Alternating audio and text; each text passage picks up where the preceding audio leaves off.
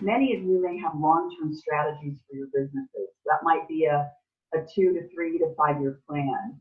But what you really need to rethink right now isn't even a short-term plan, which we might often think about as a 1 year plan, but I call it a near range plan, Okay. which for the next couple of weeks, the next month, whatever you can see in your crystal ball with a little bit of clarity and a little bit of definition might give you clues on how to set a near term, a near range vision for your organization. And that's something that you then, as winning strategy number 4, want to share with your team, engage them, and get their input.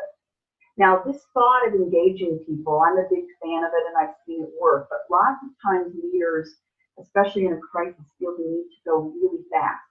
And while speed is important, your employees may be feeling very anxious, not just about the professional things, but about the personal things. And one of the ways to get buy-in around change, especially if you have a team that's not comfortable with change or hasn't done much of it before at all, is to really engage them into the process. So what are the facts and data that are the foundation of your short-range vision? Why do you see some of that evidence of some of those clues?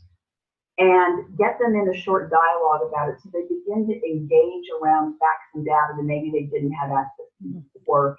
Then get their input on where would it work? Where would it might be vulnerable? Do they have any suggestions that you haven't thought about? But let me be really clear here. As the leader, ultimately the decision of what you do sits squarely on your shoulders. So if you decide that you want to take some of the input, that's great. I think importantly, when you engage people, when you reach final decisions, you want to thank them for their input. If you decide not to accept all of the input or some of the input, you want to explain why you made the decision that you made. So at least they feel heard. And then you want to ask them for their buy-in and their commitment to what you're going to do on this near-range strategy.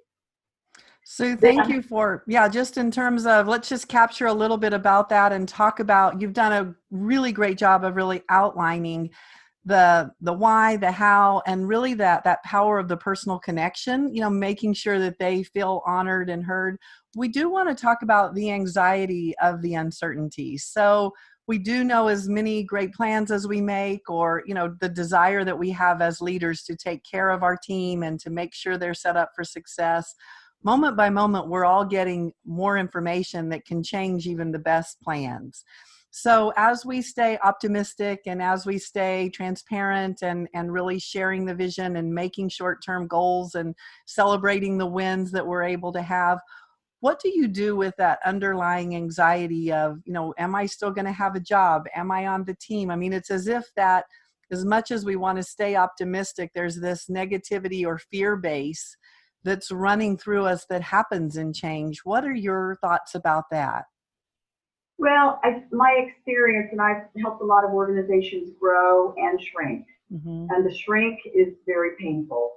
So I think that regardless of, especially if you don't know the answer, you might be in a situation where you haven't had to lay people off, you haven't had to furlough people, you haven't had to cut pay or benefits. If you're there, you've been in a really nice position, but perhaps you're getting worried.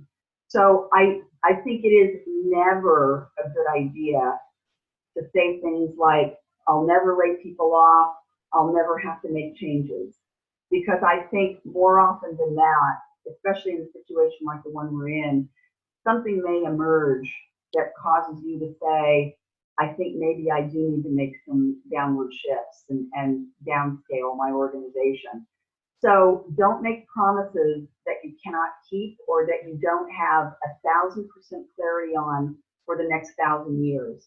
Because it's not, I think it's not fair to people to offer such a firm reassurance that everything is okay if perhaps it might not be. So again, we go back to transparency. One of the tools that I've used in coaching my business leaders and in my HR organizations as well over the decades around getting ready for this and how do you answer that question of will I have a job? What you can say is, based on what I can see right now, this is where we are on our cash flow. We're in a good enough position for the next couple of weeks or the next month that we should be okay under a certain set of circumstances. But after that, I'll have to continue to evaluate where we are. So I would say be honest with people, but be measured in your words. So I would get some quiet time, close your door, get out your pen or, tap out on your keyboard. Think about what your 1, 2, or 3 key messages are going to be about what you can see, what's making you feel reassured, what's making you feel anxious and why, and what that might mean for the structure of your organization.